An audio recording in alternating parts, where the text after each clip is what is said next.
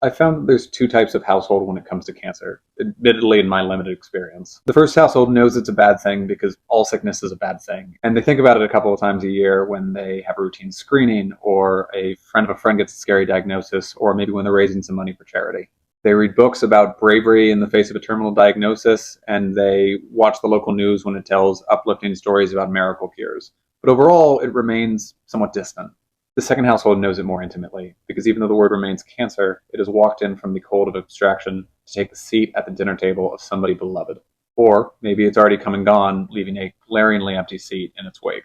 I read somewhere once that older couples have the most fun at weddings, not only because they get to enjoy the party, but because, for the happy ones at least, they get to relive their own wedding, celebrating the night. Unfortunately, I found that loss works the same way, and you don't realize just how omnipresent cancer is in our society until you see how quickly a stray storyline on House MD or a passing news blurb about a celebrity with a scary diagnosis can unlock a wave of memories and just upend a household for the day.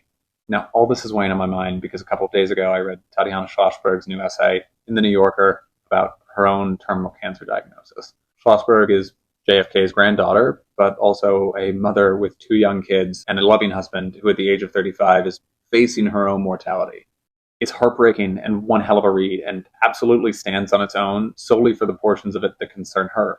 But Schlossberg, who was trained and worked as a journalist, doesn't waste the opportunity of a byline just to tell her story.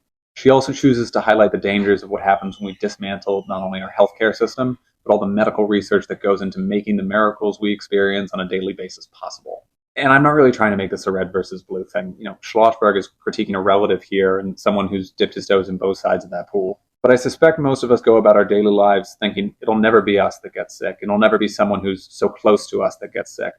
Or if it does, well, then the doctors will have already figured out the cure. After all, isn't that what scientists do? Go sit in their labs and pluck miracles out of thin air? The thing is, and Schlossberg reminds us of this, miracles only happen thanks to tremendous work and time and material investment. Tomorrow's miracles are only possible, to the extent they will or won't happen, thanks to today's choices and labors. And look, I'm not hoping that you or I or anyone that we know gets sick, but I'm hoping that if they do, they will become the beneficiary of work that is being done now or has been done in the past.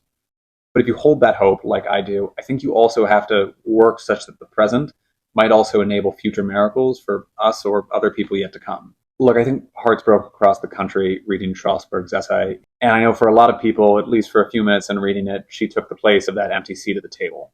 I can't begin to know what she or her family are going through, but if the start of empathy is in the attempt, I can only imagine how harrowing the ordeal is. I wish her and hers nothing but the best, and I'm keeping them in my prayers.